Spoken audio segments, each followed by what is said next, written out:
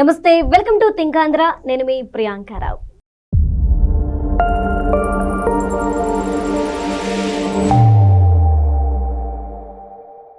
జగన్మోహన్ రెడ్డి గారు కూటమి ప్రభుత్వంపై కొన్ని కామెంట్స్ చేశారు. అయితే ఆయన ఏమంటున్నారంటే, చంద్రబాబు నాయుడు గారు అలానే డిప్యూటీ సీఎం పవన్ కళ్యాణ్ గారి ఆదేశాలతోనే ఇప్పుడు ఈ ఏపీలో ఆధ్యాత్మిక శోభ దెబ్బతింటోందని చెప్పేసి ఆయన అసహనం వ్యక్తం చేస్తున్నారంట.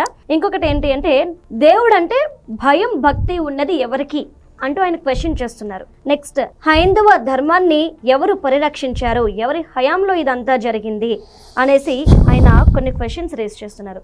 మరి జగన్మోహన్ రెడ్డి గారి వ్యాఖ్యల్ని మనం ఏ విధంగా చూడాలి అనే దానిపై ఈరోజు మనతో మాట్లాడడానికి మనతో పాటు మధుసూదన్ రెడ్డి గారు ఉన్నారు. ఆయనతో మాట్లాడదాం. నమస్కారం సార్. నమస్తే అమ్మా.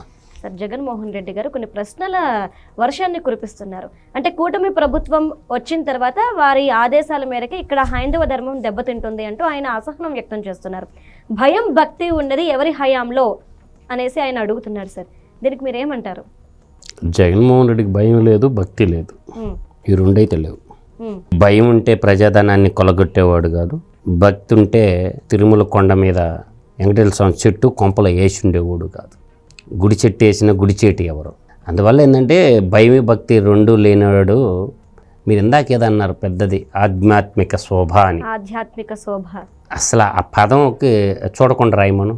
అంటే సాక్షిలో కొంతమంది జర్నలిస్టులు రాస్తుంటారు. ఆ ఎక్స్పోస్టింగ్ అనేది కూడా ఆయన పెట్టడం, దానికి సపరేట్ టీం ఉంటుంది సాక్షిలో, వాళ్ళు పెడుతుంటారు. ఆయనకి ఎక్స్పోస్టులు పెట్టే తీరిక కూడా ఉండదు. అందువల్ల ఏంటంటే హిందూ ధర్మం గురించి మాట్లాడే నైతిక అర్హత జగన్మోహన్ రెడ్డి కుటుంబం ఏ రోజు కోల్పోయిందని మాత్రం నేను చెప్పగలను. ఎందుకంటే వాళ్ళకి సంబంధం లేదు, వాళ్ళకి హిందూ మతం అంటే పడదు, వాళ్ళు వెంకటేశ్వర స్వామిని సైతాన్తో పోలుస్తారు. అటువంటప్పుడు వాళ్ళకి అసలు నటిస్తారు, ఎందుకంటే హిందూ ఓటు బ్యాంక్ కోసం నటిస్తారు. కాబట్టి వాళ్ళకి ఎడారి మతమైన జెరూసలేం మతమైన బ్లాక్ బుక్ మాత్రం వాళ్ళు నమ్ముతారు. ఈరోజు హిందువుల గురించి మీరేం బ్రాండ్ అంబాసిడర్ కాదు. ఆధ్యాత్మికం అనేది ఈరోజు పుట్టింది కాదు, తరతరాల నుండి మానసిక రోగిష్టులుగా మనుషులు మారిపోకుండా ఉండటం కోసం, మనసు ప్రశాంతత కోసం ధ్యానం పుట్టింది ఈ దేశంలోనే. ప్రపంచానికి ధ్యానాన్ని నేర్పించినటువంటి దేశం భారతదేశం. మన ఋషులు మునులు తపస్సు ధ్యానం ఈ పదాలు పుట్టిందే ఈ భూమి మీద, ఈ కర్మభూమిలోనే పుట్టినాయి. వాళ్ళకి అటు గురించి అర్థం కూడా తెలియదు. అందువల్ల ఏంటంటే నేను ఒక మాట చెప్తాను, మీరు గూగుల్లో ఎవరికైనా సరిపోయి గూగుల్లోకి వెళ్ళి సేల్ ఫర్ చర్చ్ అని కొట్టండి, ఎన్ని వస్తాయో చూడండి. అదేవిధంగా ఇంకో పదం కూడా కొట్టండి, సేల్ ఫర్ టెంపుల్స్ అని, ఒక్కటి కూడా అవపడతాయి. కొన్ని వందలు అవపడతాయి సేల్ ఫర్ చర్చ్ అని కొడితే. దాన్ని బట్టి అర్థం చేసుకోవచ్చు. ఆధ్యాత్మిక శోభ అనేది ఏంటంటమ్మా, మనిషి భోగప్రియుడు అంటారు.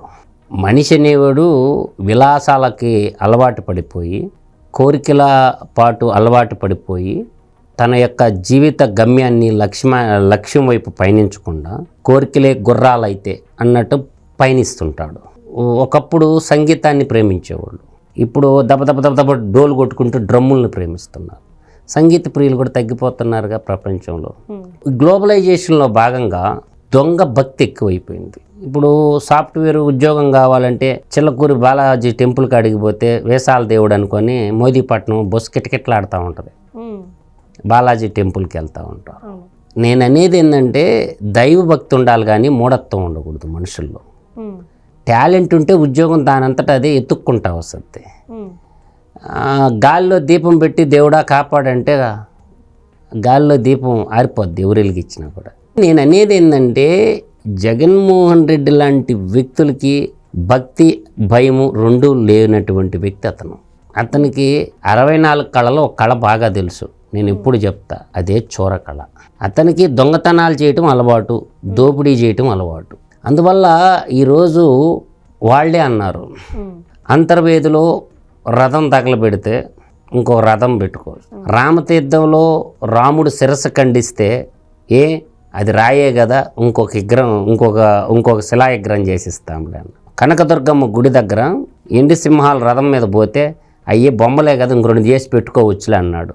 ఇప్పుడు హాస్పిటల్లో ఏఐజీలో పుణుకొన్నాడు బెడ్ మీద, గుడివాడ గోండా.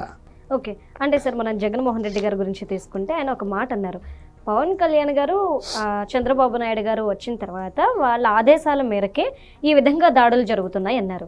కానీ ఇక్కడ కొన్ని ప్రశ్నలు ఉత్పన్నమవుతున్నాయి. రీసెంట్గా అంబేద్కర్ గారి మెడలో చెప్పుల దండ వేశారు. వేసిన వెంటనే వాళ్ళు ఏమన్నారు అంటే వైసీపీ వాళ్ళు ఇదంతా చేసింది కూటమి వాళ్ళు అన్నారు. కానీ కట్ చేస్తే పోలీసులు నిందితుడిని అదుపులోకి తీసుకున్నాక ఆయన వైసీపీ మనిషి అని తేలింది. ఇప్పుడు చూస్తే పాస్టర్ మరణాన్ని కూడా అది యాక్సిడెంటా హత్య అనేది ఇంకా ఎవరికీ తెలియదు. పోస్ట్ మార్టం రిపోర్ట్ రావాలి. ఇది రావడానికి ముందే వైసీపీ వాళ్ళు ఇది హత్య అని డిక్లేర్ చేస్తున్నారు. అంటే కావాలని చెప్పేసి ఇవన్నీ వీళ్ళు క్రియేట్ చేసి కూటమి మీద నెట్టే ప్రయత్నం వైసీపీ వాళ్ళు చేస్తున్నారా? ఇదేమైనా పెద్ద స్కెచ్చా? ఏం జరుగుతుంది ఏపీలో? నేననేది ఒక పాయింట్ చెప్తా, గుర్తుపెట్టుకో. జగన్మోహన్ రెడ్డి తన రాజ్యాధికారం కోసం తోడబుట్టిన చిన్నాయన్నే గగనానికి పంపించేశాడు. అతనికి రాజ్యాధికారం అనేది ఒక పిచ్చి. అది ప్రజలిస్తే వచ్చేదని అనుకోవటంలే, అదొక పిచ్చి. ప్రజల్లో ఉన్నటువంటి అతనుకున్నటువంటి మేజర్ ఓటు బ్యాంకు ఏదైతే ఉందో, ఇప్పుడు మీరు అనుకుంటున్నారు చాలా భద్రంగా ఉండమని చెప్తుండ పాస్టర్ని. అధికారం కోసం సొంత చిన్నాయన్నే లేపేసినోడు ఈ క్రిస్టియన్లు అలజడులు సృష్టించడానికి రెండు మాత్రం వాడతాడు. ఈ రెండు ఆయుధాలు ఏంటంటే, ఒకటి అంబేద్కర్ని వాడుకుంటాడు, ఇంకోటి చర్చి పాస్టర్ని వాడుకుంటాడు. ఎందుకంటే చర్చి పాస్టర్లు చాలా జాగ్రత్తగా ఉండాలి. ఈ కూటమి ప్రభుత్వం బీజేపీ ఉంది మధ్యలో. బీజేపీ ఎప్పుడైతే ఉందో వాళ్ళ మీద నిందయ్యాలా, క్రిస్టియన్లందరినీ యూనిటీ చేయాలా. సహజంగా ఏంటంటే మైనారిటీలు ముస్లిం సోదరులు బీజేపీకి వ్యతిరేకంగా ఉంటారు కాబట్టి ఆ ఓటు బ్యాంక్ వస్తుంది. ఇంకోవైపు నా కులం ఓటు బ్యాంకు వస్తుంది అన్నారు. ఈ ఒక ప్రణాళిక ఇది. కాబట్టి చర్చి పాస్టర్లు అందరూ కూడా చాలా జాగ్రత్తగా ఉండమని నేను చెప్తుంటా. కత్తి దూసేవాడే ఏం చేస్తాడంటే కర్కశంగా కత్తి దూస్తాడు, దూసేది కూటమి ప్రభుత్వం మీద నెడతాడు. అంబేద్కర్ విగ్రహాలు వాడుకుంటాడు దళితుల ఓటు బ్యాంకు కోసం, చర్చిల్ని వాడుకుంటాడు. చాలామంది ఏంటంటే మతం వేరు రాజకీయం వేరు అనుకోబాకండి. ఈ రెండు మిళితమైన లింక్ అనమాట. వీళ్ళని కానీ మతం ద్వారా వీళ్ళని దూరం చేస్తే కూటమి ప్రభుత్వానికి, రెండోది అంబేద్కర్ని అడ్డం పెట్టుకొని అంబేద్కర్ వాదుల్ని తిప్పేస్తే ఇటు కుల సంఘర్షణను కానీ క్రియేట్ చేయగలిగితే, ఒక కులవాదం, ఒక మతవాదం, ఇంకోటి నేనేం చెప్పాను మీకు, ఒక మైనారిటీ వాదం, ఇంకొక వ్యక్తిని. అసలు అంబేద్కర్ విదేశీ విద్యా పథకానికే పేరెత్తేసినాడు. అతనికి అంబేద్కర్ గురించి, అంబేద్కర్ జీవిత చరిత్ర గురించి తెలియదు. జగన్మోహన్ రెడ్డికి అంబేద్కర్ యొక్క autobiography zero knowledge Ambedkar autobiography. Ambedkar గురించి కానీ బాగా తెలుసుంటే గొప్పగా చదువుకుండేవాడు జగన్మోహన్ రెడ్డి. అంబేద్కర్ గురించి తెలుసుకుంటే ఎంత కష్టపడి చదువుకున్నాడో అందరికీ తెలుసు అంబేద్కర్. అతను అవమానాలను దిగమింగుకుంటూ కూడా చదువుని ఏ రోజు వదిలిపెట్టల, చదువును వదిలేసినటువంటి వ్యక్తి ఇతను. అందువల్ల అంబేద్కర్ గురించి అతనికి మాట్లాడే నైతికత. కాబట్టి ఏంటంటే ఈ విగ్రహారాధనలో నైట్ పూట ఎవరు చూడరు కాబట్టి వాటికి ఏదో ఒక అవమానం ఇచ్చేది, అందరికి ఏదో అవమానం జరిగినట్టు ఒక ఇద్దరు ముగ్గురు దుష్ట శక్తులు ఉంటారమ్మా.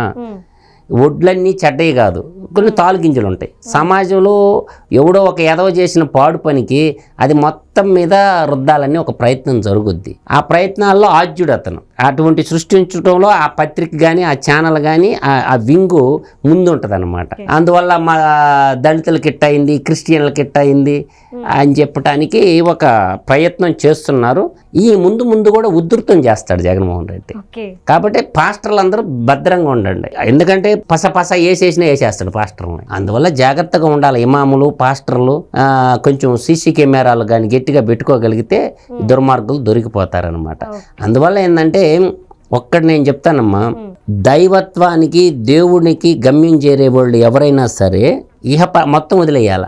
భార్య భర్తలు అందరినీ పూజారి వ్యవస్థకు తీసుకున్నా, పాస్టర్ వ్యవస్థ తీసుకున్నా, ఇమాం వ్యవస్థ తీసుకున్నా, ఎవరంటే అసలు మొత్తం అన్నీ వదిలేసుకొని దైవ భక్తులు లీలమైన వాళ్ళకి ఇవ్వాలి పోస్టులు. కానీ ఒకవైపు సంసార జీతం, మరోవైపు నేను ఈ వ్యవస్థను నడిపించే వాళ్ళకి ఇవ్వకూడదు అనమాట. అందువల్ల ఏంటంటే పాస్టర్లు భద్రంగా ఉండండి. విషప్రయోగం చేసి చంపినా చంపుతాడు. విషప్రయోగం పెట్టి చంపి అది కూటమి ప్రభుత్వమే. అటు ప్రభుత్వం జాగ్రత్తగా ఉండాలా. జగన్మోహన్ రెడ్డి గేమ్ స్టార్ట్ చేస్తాడు. మత విద్వేషాలు రెచ్చగొట్టాలా, కుల విద్వేషాలు రెచ్చగొట్టాలని స్టార్ట్ చేస్తాడు. కాబట్టి కూటమి ప్రభుత్వం కూడా భద్రంగా ఉండమని చెప్తున్నాను నేను. Okay, right. Thank you so much sir.